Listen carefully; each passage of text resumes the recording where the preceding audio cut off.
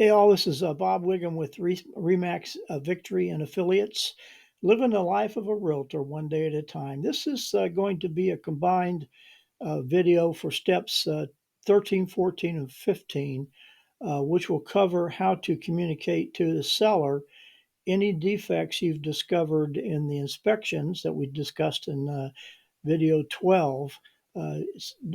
Communicate to the seller, okay?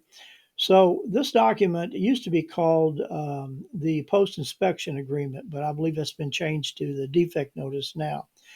Now, generally, anything that's a habitability issue, like there's a major leak in the plumbing, there are grounding issues with the electrical, there are the furnace doesn't work or is intermittent, air conditioning doesn't work, sort of things like that are an issue. Now, depending on the kind of loan you have, um, the lender would get involved in this also. For example, VA is very particular about what kind of issues need to be taken care of. If you've got chip paint in a VA loan and even an FHA loan, there is no way that loan's going to get approved until that's taken care of. Okay. There's a couple other things too that have to do with railing and that kind of thing. They're kind of standard. But on an FHA and a VA loan, the uh, the house particularly has to be in very good condition. And on a conventional, they're a little bit more lenient on the condition of the property. It still has to be livable, but they're a little more they're more interested in just the general functionality of the property.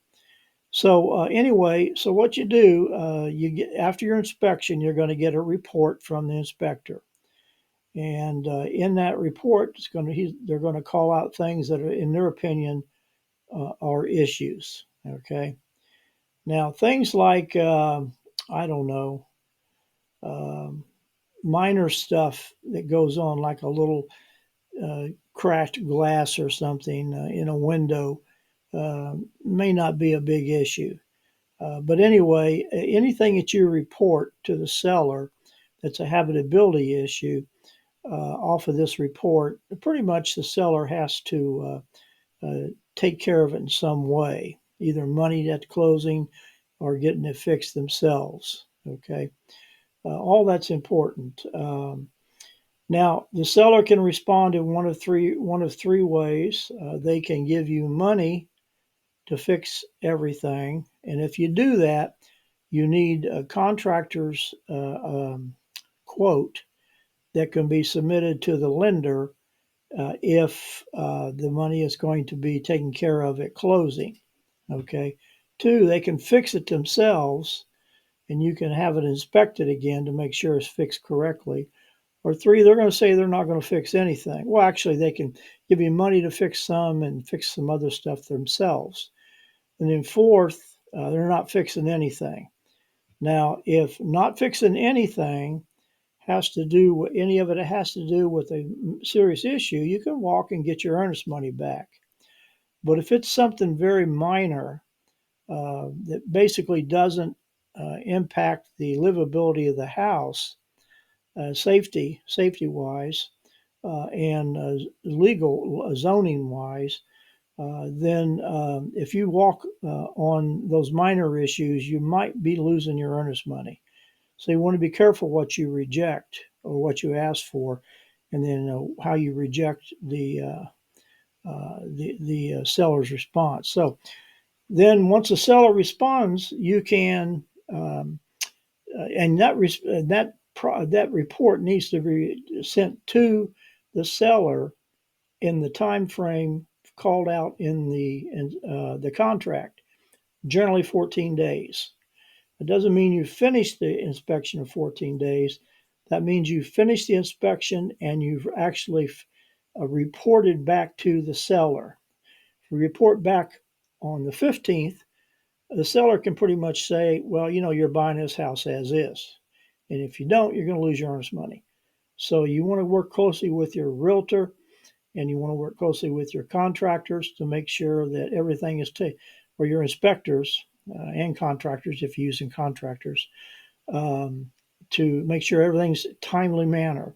If there's a problem with the timing and it's not of your doing, then you can probably negotiate an extension on that with the seller through the realtor. Okay, so then you prepare the defect report, you sign it, you send it to the seller. Okay, the seller reviews it, either counters or signs it saying that's good, we'll take care of it. Okay, and basically, if the seller says they'll take care of everything, and you agree with that, then we're good. Okay. If the seller comes back with a counter and you don't respond within the time frame, there's going to be an issue. So you want to pay close attention to the timing on that. So in any event, that's pretty much the steps 13, 14, and 15. And with all that taken care of, we're going to move on to the next video now, number 16. Okay, so this is Bob, and if you got any questions, you can go to the beginning or ending of this video, and you can check out my contact information, and I'll do what I can for you. So this is Bob Wiggum with Remax Victory and Affiliates, living the life of a realtor one day at a time. Bob out.